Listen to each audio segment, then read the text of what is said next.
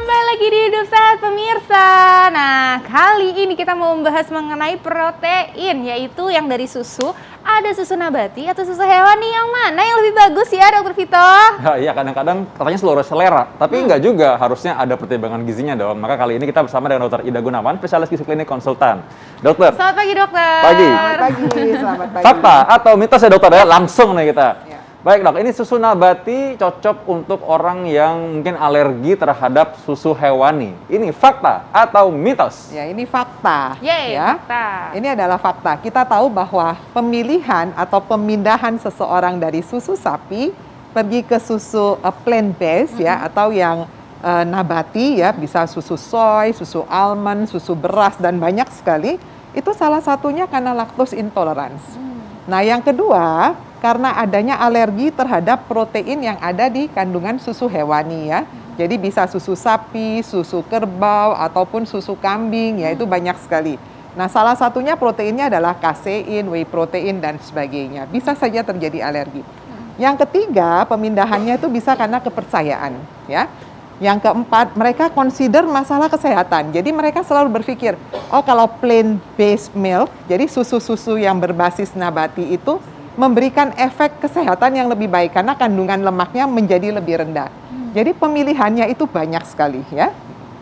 Nah, kalau gitu Oke. memang Nah, ada pertimbangan tadi itu ya, bukan cuma sekedar karena pengen ini aja seleranya lebih enak. Betul. Nah, Yes, nah ini fakta mitos yang beredar di masyarakat. Masih ada lagi nih, Dokter. Susu hewani katanya lebih unggul dari segi kualitas nutrisi dibanding susu nabati. Ini fakta atau mitos? Ya, ini adalah fakta. Oh, fakta. Jadi gini, kalau kita bicara secara kualitas, artinya kita bicara kandungan gizinya dan jumlahnya. Nah, kandungan gizi dalam susu kita kenal bahwa susu sebagai sumber dari protein yang cukup baik.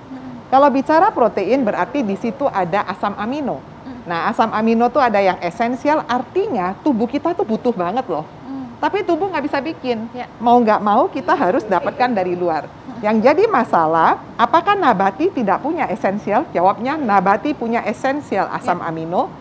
Yang jadi masalah adalah jumlahnya yang tidak terlalu banyak dibandingkan dengan pada protein hewani yang dari susu tadi ya. Jadi jumlahnya yang lebih sedikit. Ya. Ya, itu yang menjadi pertimbangan pertama. Yang kedua, kandungan lemaknya.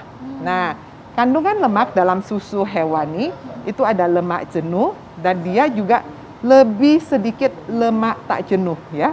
Sedangkan dari nabati kandungan lemak tak jenuhnya justru yang lebih banyak. Jadi ini menjadi satu pertimbangan.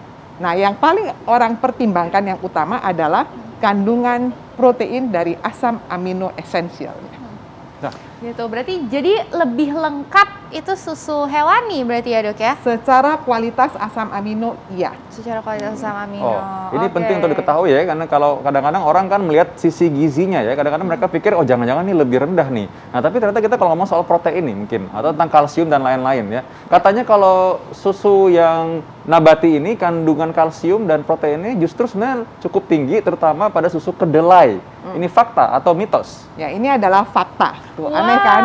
Nah, gini, keunggulannya pada soy, kan kita tahu nabati produk tuh banyak. Ada Ya. almond, ada soy, ada oat ya, yang oat maupun yang dari beras, susu Ya. beras ataupun susu santan ya, susu kelapa. Nah, dari soy ini memang keunggulan. Jadi, kandungan proteinnya dari semua derivat nabati itu dia yang paling baik. Kandungan protein. Proteinnya dia sekitar 6. Sedangkan susu sapi itu sekitar 9 sampai 10. Jadi secara kandungan protein masih tinggi susu sapi.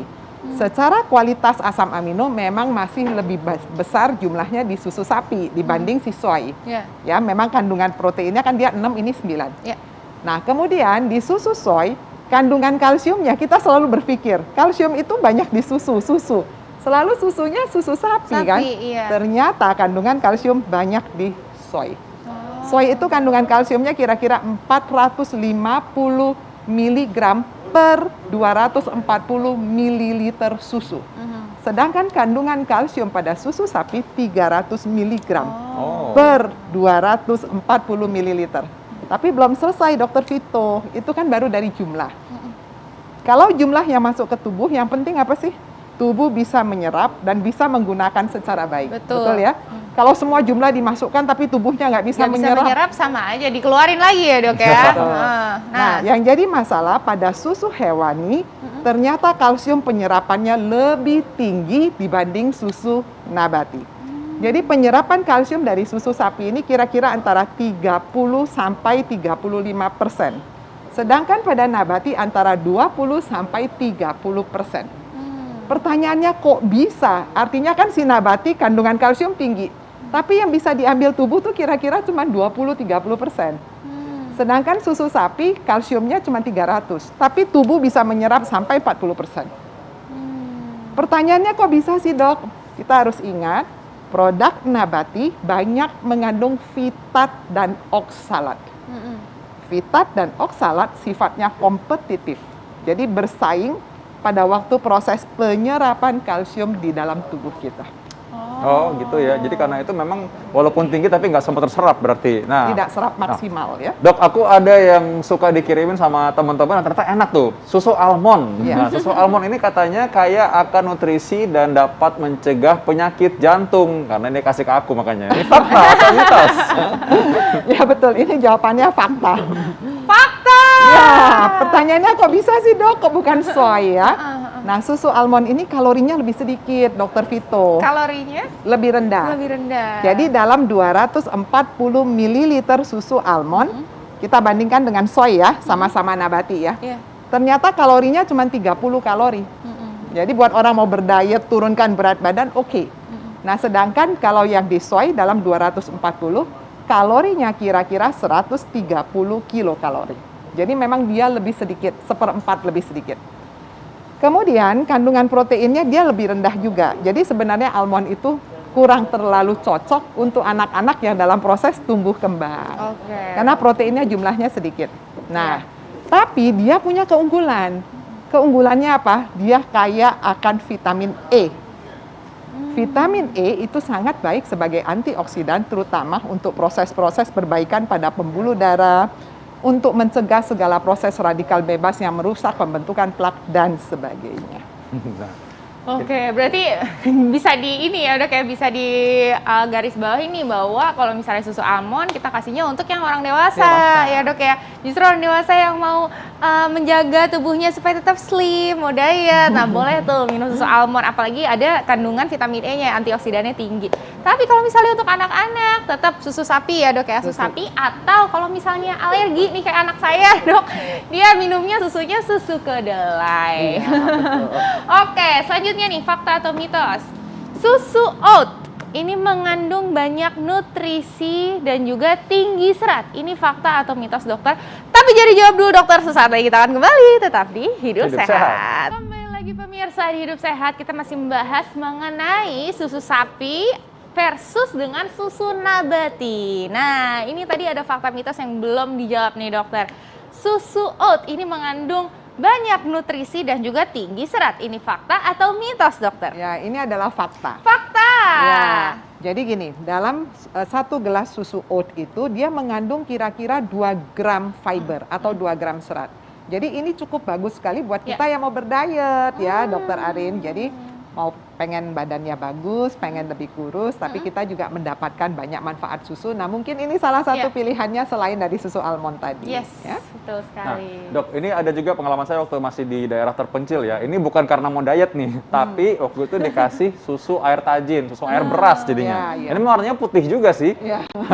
Ini tapi lebih baik daripada susu sapi. Ini fakta atau mitos? Ya, ini adalah mitos. Mitos. Ya. Jadi susu tajin jangankan dokter Vito, dari kita kecil orang tua zaman dulu tuh kan sering sekali memberikan susu tajin ya, air tajin pada bayi-bayi ya, pada waktu dia mulai belajar makan, belajar minum, apalagi kalau ibunya produksi ASI-nya sedikit.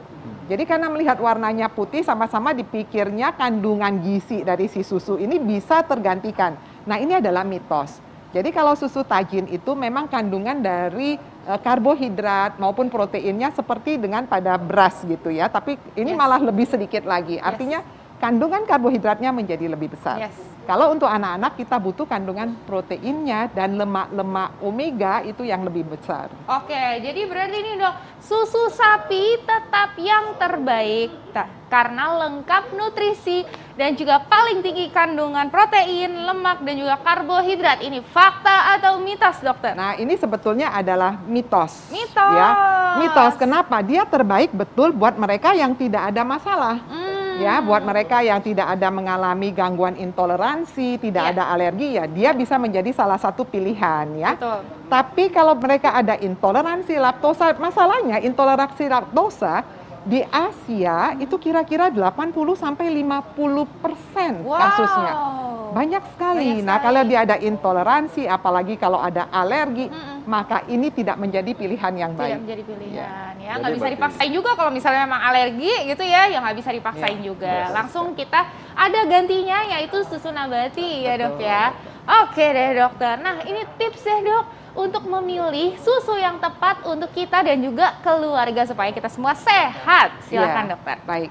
Prinsipnya kalau buat anak ya, apalagi kalau kurang dari 2 tahun, pasti udah nggak usah mikir macam-macam, kembali ke ASI ya. Air ASI. susu ibu itu adalah pilihan yang paling cocok buat si anak. Yes. Nah, kalau buat kita yang dewasa, untuk menambahkan sumber kalsium, salah satu pilihannya bisa dari susu. Ya, susunya bisa kita pilih, mau nabati boleh, mau hewani boleh. Selama tidak ada pertimbangan dari gangguan laktosa, mungkin pilihan hewani menjadi pilihan ya. Bisa susu kambing, pernah dengar ya susu kambing, kemudian susu sapi itu juga baik ya. Kita pilih yang jenisnya yang lemaknya rendah. Kan kita tahu kejelekan atau kekurangannya karena kandungan lemaknya cukup Lemaknya besar. juga ikut tinggi. Pilih yang lemaknya rendah. Kalau terjadi intoleransi, itu paling sering soalnya ya, kira-kira di Indonesia itu kurang lebih bisa 90% loh. Maka pilihannya pergi ke produk nabati. Nah, produk nabati masing-masing punya keunggulan, seperti soy. Soy itu memang kalori lebih besar dari almond, tapi dia tinggi akan phytoestrogen. Yes. Phytoestrogen itu bagus loh buat kita-kita ya, dia bisa mempunyai efek anti cancer dan sebagainya. Tapi kalau laki-laki gimana dok? Ya, selama dia fito harusnya dia cukup aman. Ya, selama fito dia cukup Kak aman. Vito, Yes. ada fitoestrogen ya. Oh. Dok. Jadi susu yang terbaik adalah susu yang terbaik untuk orang tersebut ya, mungkin Iya. beda dengan orang lain. Betul. Makanya Yes. kita harus hati-hati dalam memilih dan lihat dulu nutrisinya apa saja kalau misalkan mungkin kita lihat produk-produk susu. Wah, ini banyak sekali. Kita masih mau ngobrol banyak panjang lagi, tapi udah habis nih waktunya Sudah terakhir. habis ternyata, sudah 60 menit kita menemani Anda. Saatnya kami pamit. Pemirsa jangan lupa selalu saksikan Hidup Sehat TV One tiap hari Senin sampai Jumat jam 9 pagi hanya di TV One. Baik, kami pamit undur diri. Saya Dr. Vito Damai. Dan saya juga Dr. Eni Tarlin. Indonesia, hidup sehat. Bye-bye.